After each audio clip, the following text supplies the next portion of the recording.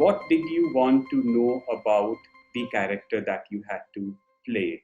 Because this will help us understand when we introduce characters in our journalistic stories, what should we really look at? Okay, so I studied the whole writing course of FTI on my own.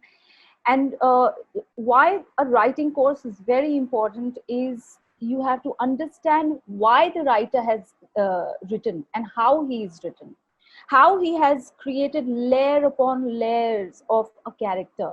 For example, say I come from a small town, and I have always been in certain restricted environment. Okay, now here we see a character who is like, who wants to own the world, who is like all gung-ho, who wants to, and just goes overboard again and again.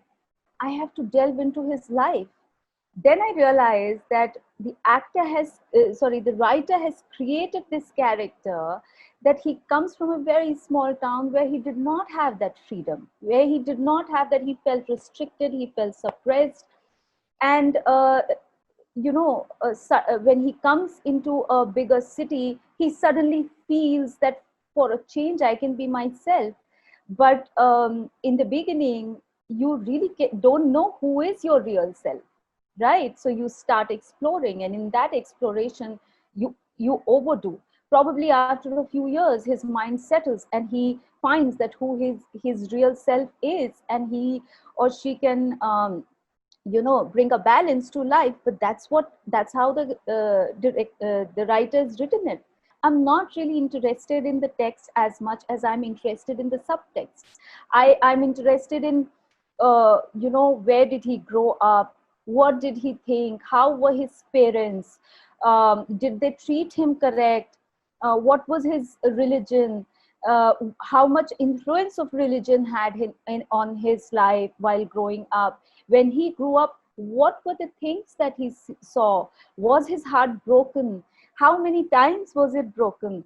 Because when your heart is broken and you do not address it, it hardens. So every villain, if you see any film, every villain is a person who went through some bad experience and he wants to take revenge. You have to delve in psychology. Basically, storytelling is all about psychology. If you have not studied psychology, you need to start studying psychology as a storyteller, because a writer is actually a psychologist. A writer has a view into the minds of people, that what will this person become, what was his story before. A writer has that view, and he creates that. One thing that comes out of that is that it's the internal that is more important when it comes to characters.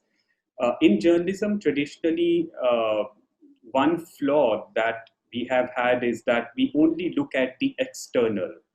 We do not look into the motivation of the characters, or anyone. We so easily condemn people for what they have done, but we do not know their stories as to Yeah, why they are what they are today. yeah, And also, in terms of what the character wants, there is this difference between what he thinks he wants and what he really wants. For example, maybe he's just seeking acceptance in society because of his past childhood experiences of rejection, and we miss that entirely in journalism. So thank you. This is very revolutionary for us. the most important thing in storytelling is emotions. That what is a person feeling, what are various people, various characters feeling, right? So if you are feeling good about what you are doing, it matches your value, right? Because you're also a character. So then you present it to the world. Whether the world likes it, does not like it, it's not in your hand. It will never be in your hand what the world will do with your ideas or your filmmaking.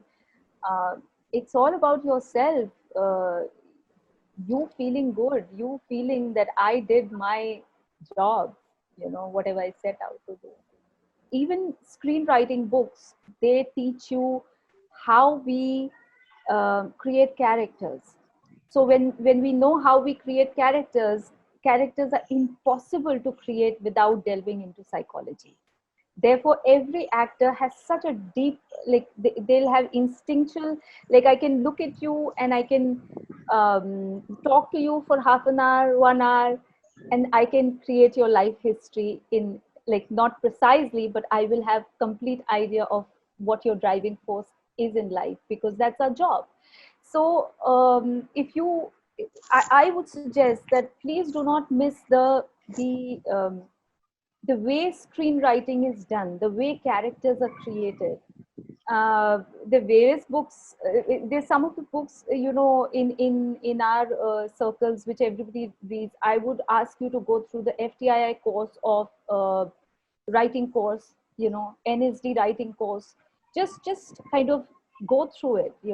You'll as filmmakers, you will get a complete idea of the layering process and psychology through them. When we see something happen, we are just seeing the incident happen, but there is a story behind it. That is what journalists need to look at. That is what filmmakers need to look at, because then we get to understand the person, and understanding that is psychology. All media channels are divided into sides. Who will bring out truth?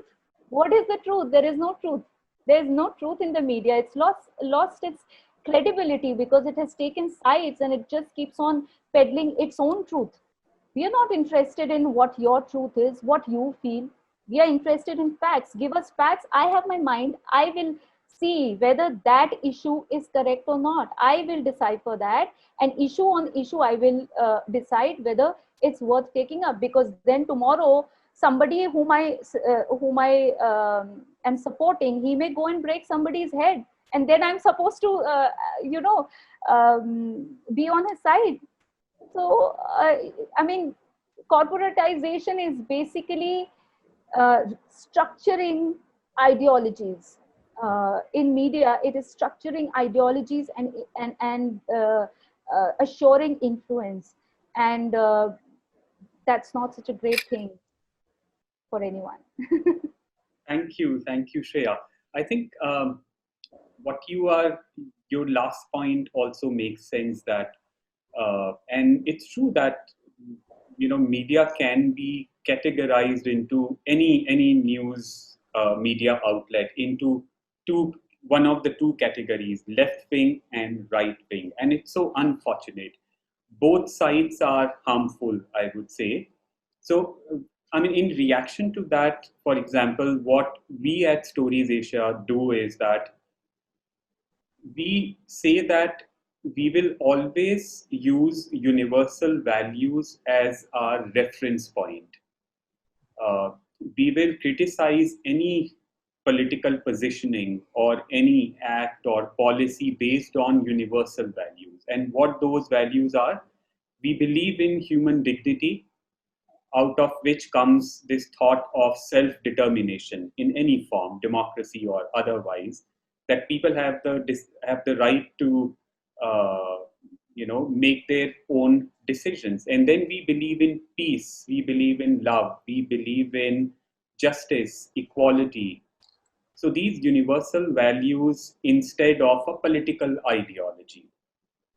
So which would help us not to fall on either side, but look at the issues consistently, condemn certain things, consistently uh, condone certain things, not based on what ideology it is coming from or what political party it is coming from, but looking at things objectively.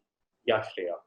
Empathy, just empathy, that what is this person thinking, if he's, as we talked about in the beginning, that I mean, if there is anger, then why is that anger there? What was suppressed for so long that created that anger, of whichever side, basically.